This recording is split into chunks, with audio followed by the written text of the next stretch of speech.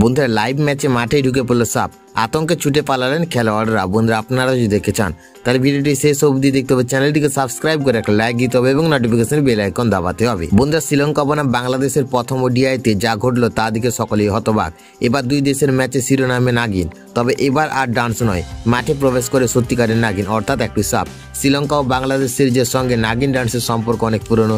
অতীতে একাধিক ম্যাচ দুই দলের খেলোয়াড়রা নাগিন ডান্স করে বিতর্কে জড়িয়েছিলেন। বন্ধুরা এবার সেই বিতর্ককে ছাড়িয়ে মাঠে ঢুকে পড়লেন একটি সাপ। বন্ধুরা 2রা জুলাই কলম্বোতে শুরু হয় 3 ম্যাচের ওডিআই সিরিজ। ম্যাচে শ্রীলঙ্কা 77 রানের জয়লাভ করে সিরিজে 1-0 ব্যবধানে এগিয়ে যায়। কিন্তু সবচেয়ে চমকপ্রদ ঘটনা ঘটে বাংলাদেশ ইনিংসের 3য় ওভারে। বন্ধুরা শ্রীলঙ্কার পেসার আসিতা ফার্নান্ডো বল করার সময় হঠাৎ মাঠে ঢুকে পড়ে একটি সাপ। খেলোয়াড়রা আতঙ্কে ছুটে যান, খেলা কিছু সময়ের জন্য বন্ধ হয়ে যায়।